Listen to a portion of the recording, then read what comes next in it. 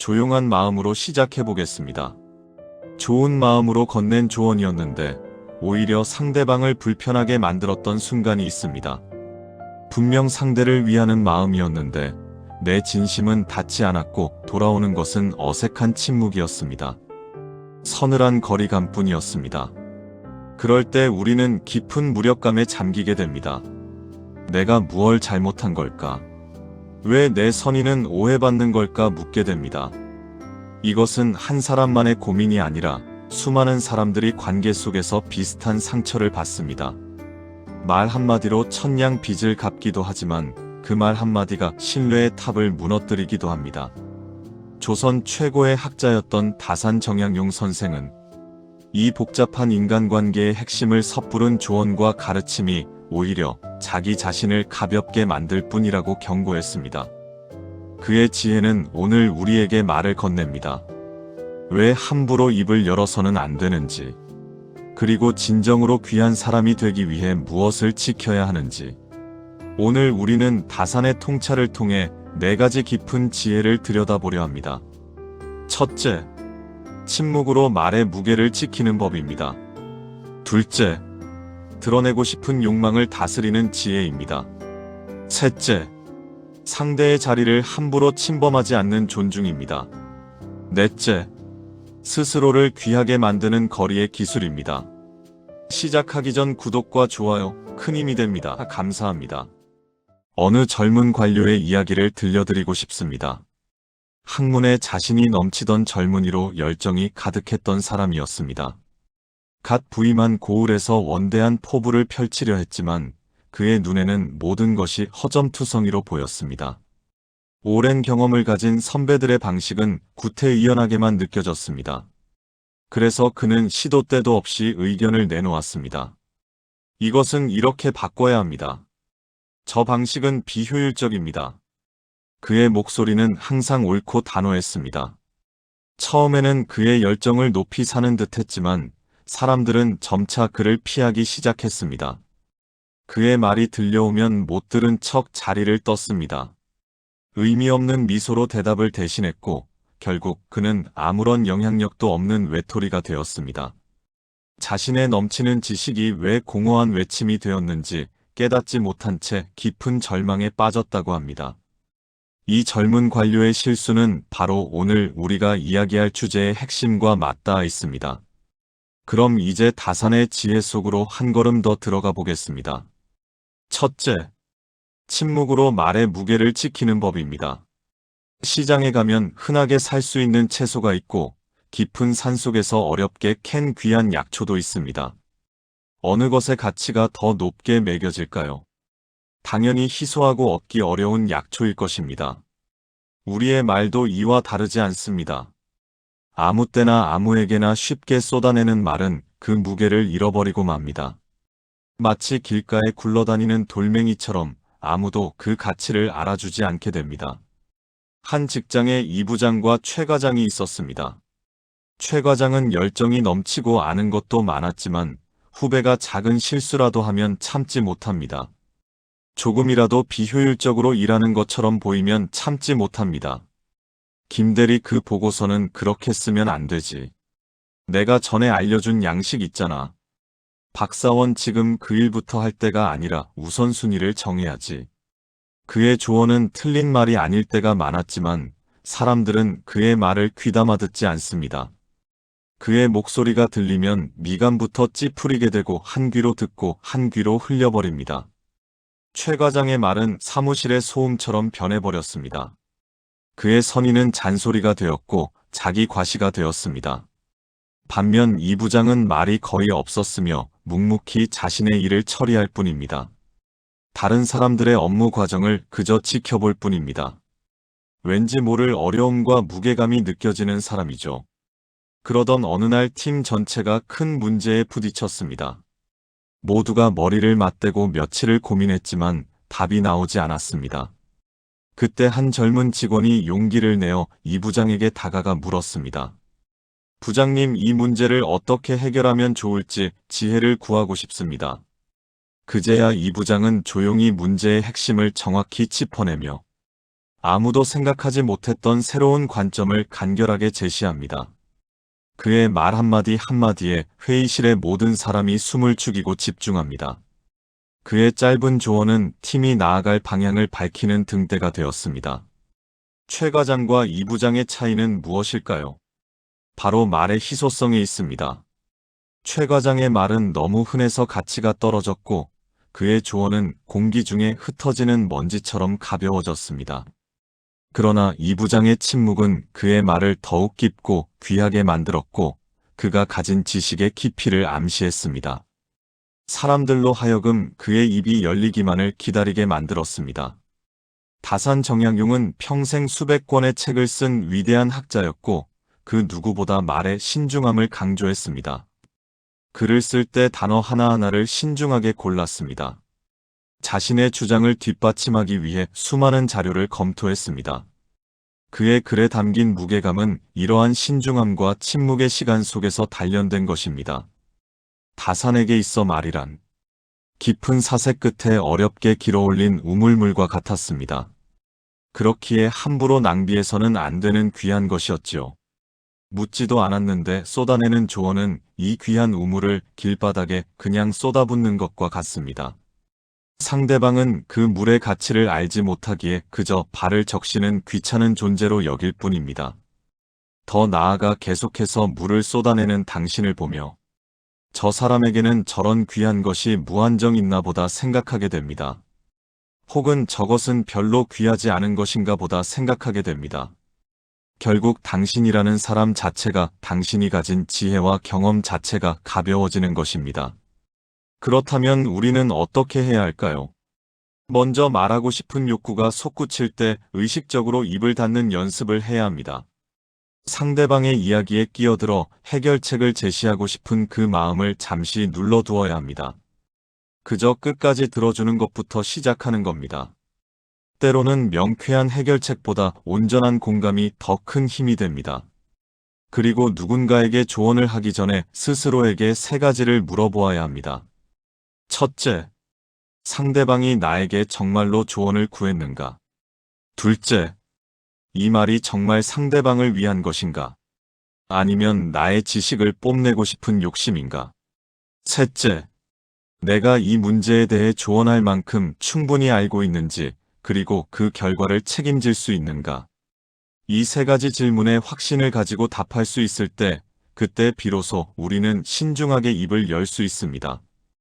여러분의 침묵이 길어질수록 여러분의 말은 더욱 단단해지고 빛나게 될 것입니다.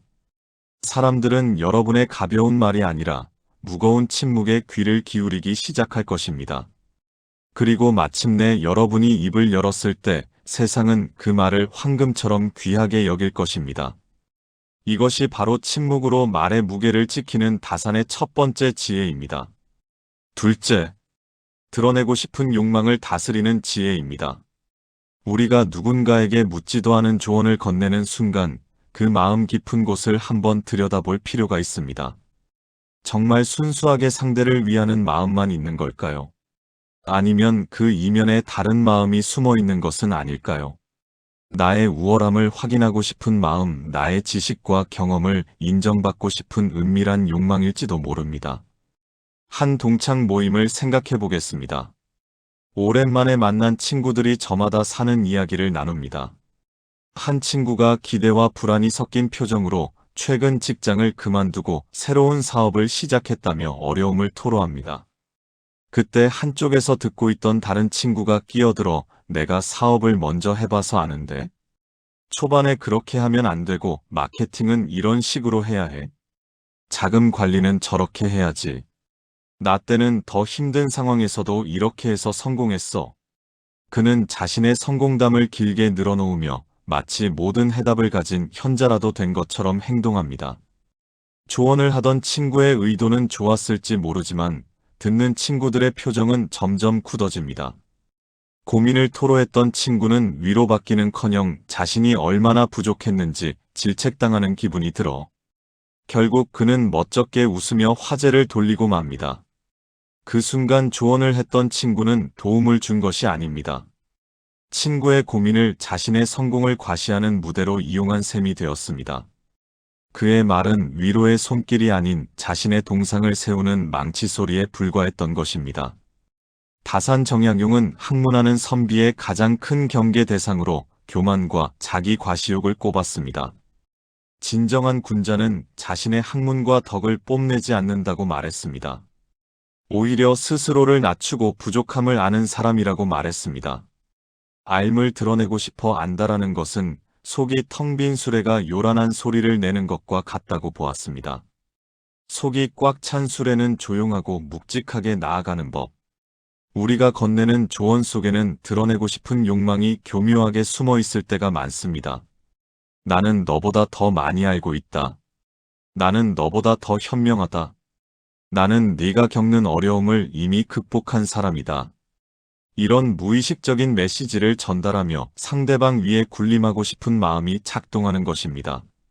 이는 상대를 돕는 행위가 아니라 상대의 약점을 발판 삼아 자신의 자존감을 세우려는 이기적인 행위일 수 있습니다. 이러한 조언은 결코 상대의 마음에 가닿을 수 없습니다. 사람은 논리적으로 옳은 말이라고 해서 무조건 받아들이는 존재가 아니기 때문입니다. 사람의 마음을 움직이는 것은 차가운 정답이 아니라 따뜻한 공감과 진심 어린 존중입니다. 나를 가르치려 드는 사람 앞에서는 마음의 문을 닫게 되지만 나의 이야기를 잠잠히 들어주는 사람 앞에서는 스스로 마음의 빗장을 풀게 되는 법입니다. 다산이 18년이라는 기나긴 유배 생활을 견디면서도 수많은 제자를 길러내고 위대한 저작을 남길 수 있었던 힘. 그것은 단순히 그의 지식이 많았기 때문이 아닙니다. 그는 제자들을 지식으로 억누르려 하지 않았고, 제자들 각자의 질문을 존중했으며 스스로 깨우칠 수 있도록 묵묵히 기다려 주었습니다. 그의 가르침은 일방적인 주입이 아니라 함께 길을 찾는 동행에 가까웠습니다. 그렇기에 제자들은 그의 학문뿐만 아니라 그의 인품에 깊이 감화될 수 있었던 것입니다. 그렇다면 우리는 이 욕망을 어떻게 다스려야 할까요? 가장 먼저 나 자신의 마음을 정직하게 들여다보는 연습이 필요합니다. 조언을 하고 싶은 충동이 일어날 때 잠시 멈추어서 스스로에게 질문을 던져야 합니다. 지금 이 말을 하려는 진짜 이유는 무엇인가? 이 말을 통해 내가 얻으려는 만족감은 무엇인가? 이 질문 앞에서 솔직해질 수 있다면 우리는 불필요한 말을 상당 부분 줄일 수 있습니다.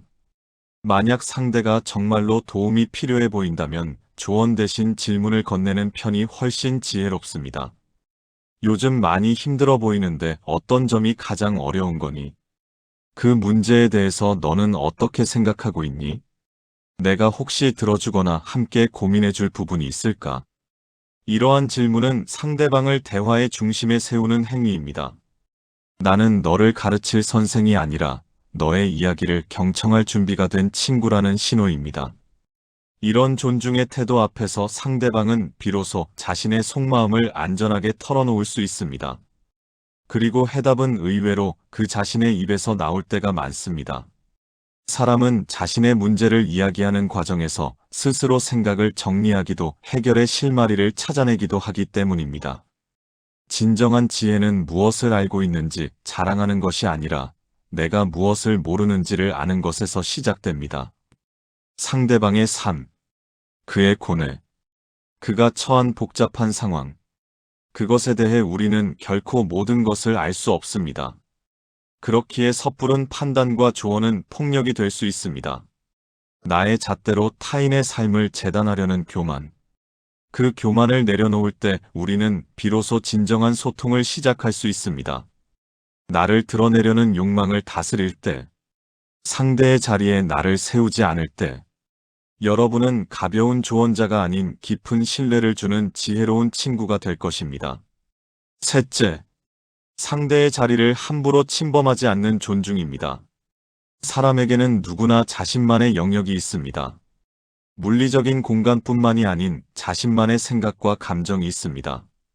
스스로 문제를 해결해 나갈 권리가 있는 심리적인 영토가 존재합니다. 묻지도 않은 조언은 마치 허락도 없이 남의 집 마당에 불쑥 들어가는 것입니다. 정원의 나무 배치가 잘못되었다고 소리치는 것과 같습니다. 무례한 침범 행위인 것이죠. 한 아버지가 다 큰 아들의 삶에 사사건건 개입하는 경우를 생각해 보겠습니다.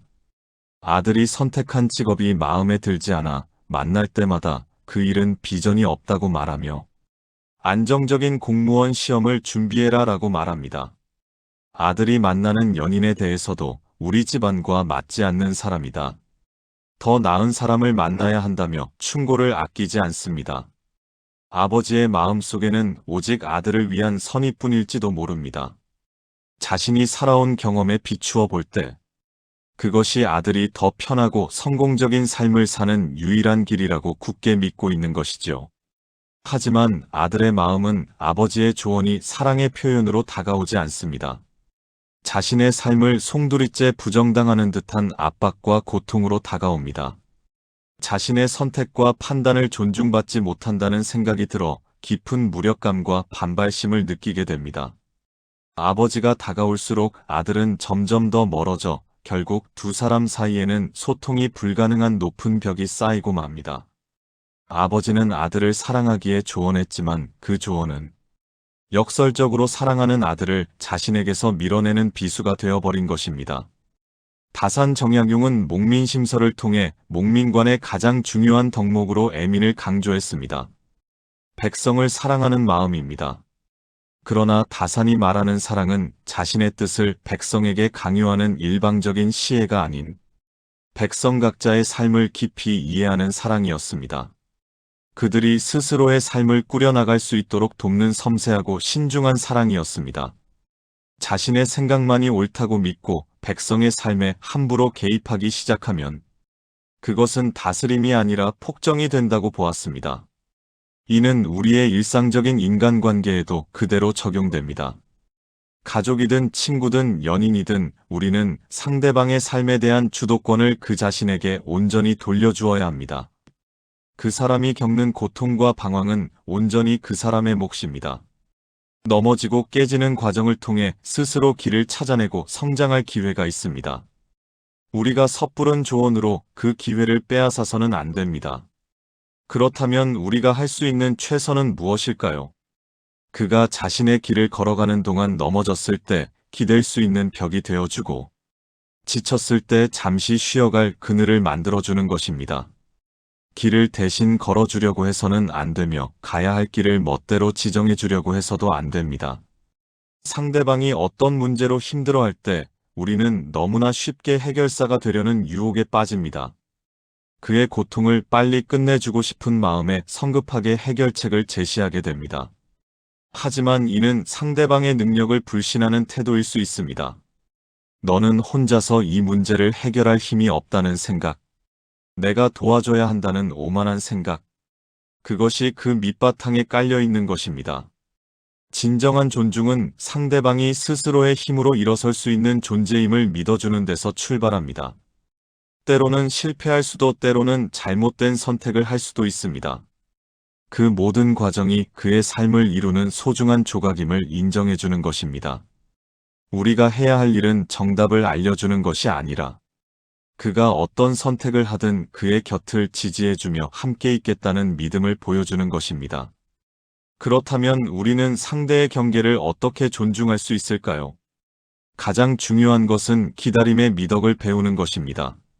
상대방이 먼저 도움을 청할 때까지 기다리며 의견을 물어올 때까지 인내심을 갖고 기다리는 것입니다. 그 기다림의 시간은 무관심이 아니며 방치도 아닙니다. 오히려 그것은 나는 너를 믿는다는 가장 강력하고 깊은 신뢰의 표현입니다. 상대방은 그 침묵의 지지 속에서 오히려 더 큰 용기를 얻게 되고 자신의 문제와 정면으로 마주할 수 있게 됩니다. 그리고 마침내 상대가 우리에게 조언을 구할 때 우리는 어떻게 말해야 할까요? 명령이나 지시의 형태가 아니라 하나의 선택지로서 우리의 생각을 겸손하게 제시해야 합니다.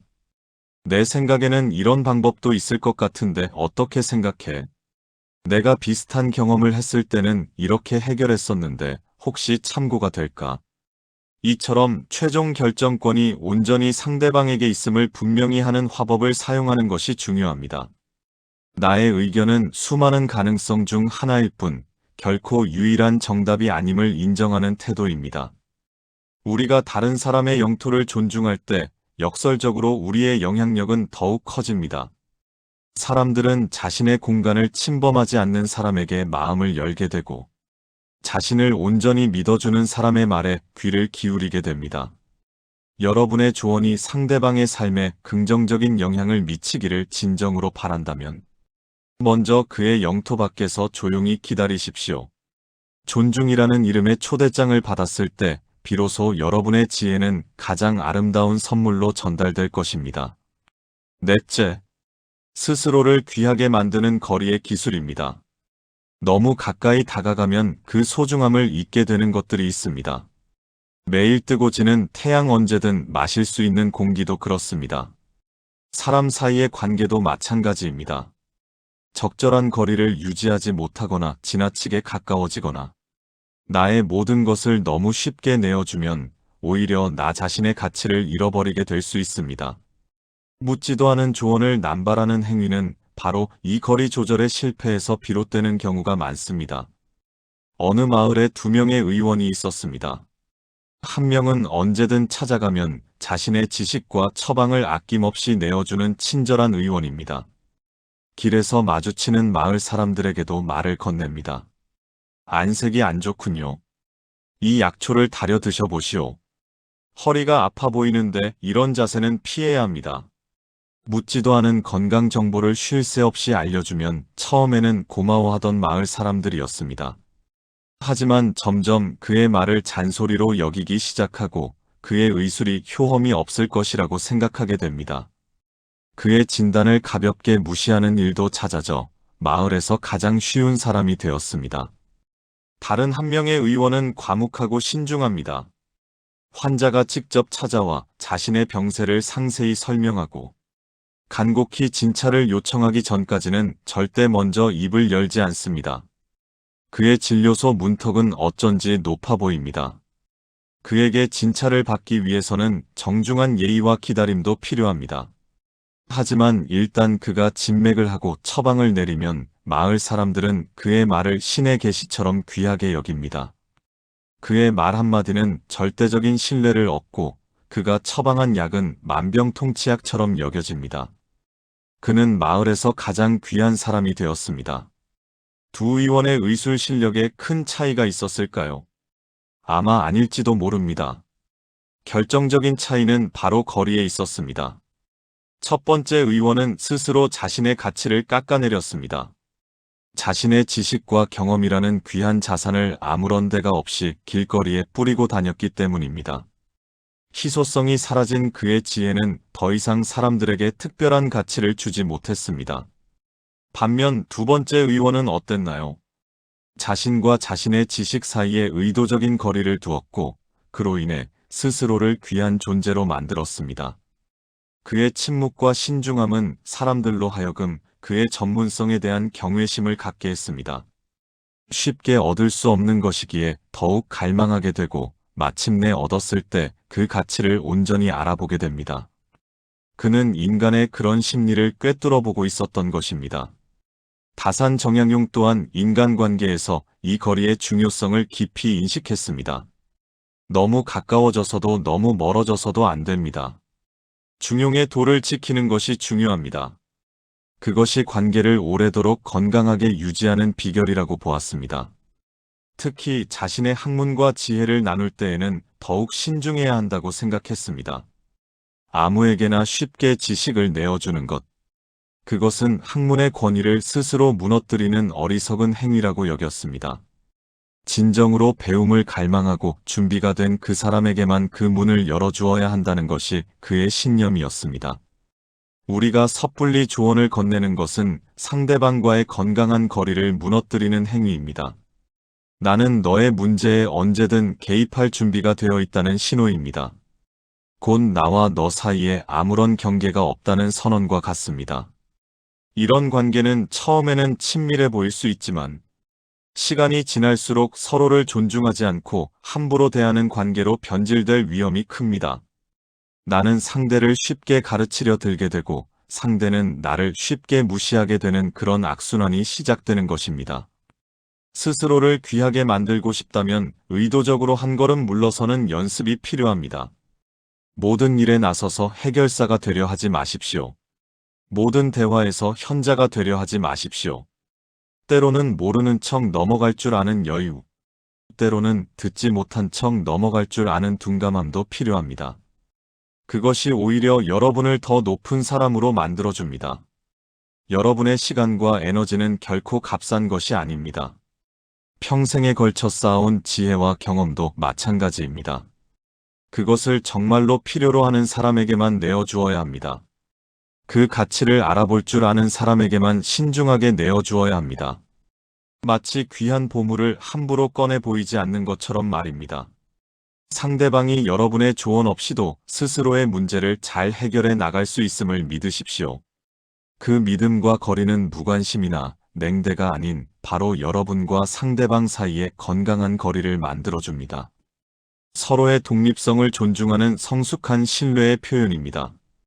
그 거리 안에서 여러분은 온전한 나로 존재할 수 있고 상대방 역시 온전한 그로 존재할 수 있습니다. 바로 그럴 때 서로를 가장 깊이 존중하는 관계가 맺어지고 서로를 가장 필요로 하는 진정으로 귀한 관계가 맺어지는 것입니다. 나를 함부로 내어주지 않는 침묵과 거리두기를 통해 세상 그 무엇과도 바꿀 수 없는 자신의 존귀함을 지켜나가시길 바랍니다. 오늘 우리는 다산정약용의 지혜를 빌려보았습니다. 묻지도 않은 조언이 어떻게 우리를 가벼운 사람으로 만드는지, 그리고 그 함정에서 벗어나 스스로를 지키는 법. 4가지 원칙 중 첫째, 쉽게 말을 쏟아내지 않는 침묵. 여러분의 말 한마디에 천금의 무게를 싣는 법을 기억해야 합니다. 둘째, 도움을 준다는 명분 뒤에 숨은 것. 자신을 드러내고 싶은 교만한 욕망, 그것을 경계하고 다스려야 합니다. 셋째, 상대방에게는 스스로의 삶을 살아갈 권리. 그 힘이 있음을 믿어야 하며 그의 자리를 함부로 침범하지 않는 존중의 태도를 지녀야 합니다. 그리고 넷째, 나의 지혜와 경험을 귀하게 여겨야 합니다. 함부로 내어주지 않는 의도적인 거리두기를 통해 스스로를 존귀한 존재로 만들어야 합니다. 이 4가지 원칙은 결국 하나의 진실로 모아집니다. 진정한 관계는 언제 깊어질까요? 내가 상대를 바꾸려 할 때가 아니라 있는 그대로의 상대를 온전히 존중할 때입니다. 나 자신의 무게를 묵묵히 지켜나갈 때 비로소 깊어진다는 것입니다. 잠시 눈을 감고 조용히 자신을 돌아보는 시간을 가졌으면 합니다. 나의 말은 지금 어디를 향하고 있습니까? 나의 침묵은 지금 어디를 향하고 있습니까? 내가 건네는 수많은 말들은 과연 상대를 위한 것이었습니까? 아니면 나 자신을 위한 공허한 외침이었습니까? 그 성찰의 끝에서 여러분의 침묵이 화려한 언변보다 더 깊은 공감을 주는 멋진 사람이 되시길 바랍니다. 함께 해주셔서 감사합니다. 오늘을 살아낸 당신에게 채널입니다. 지나온 시간들을 되돌아보고 싶을 때, 앞으로 나아가는 길이 망설여질 때, 철학 속에서 위로, 공감, 용기를 채워나가는 곳입니다. 구독과 좋아요 큰 힘이 됩니다. 감사합니다.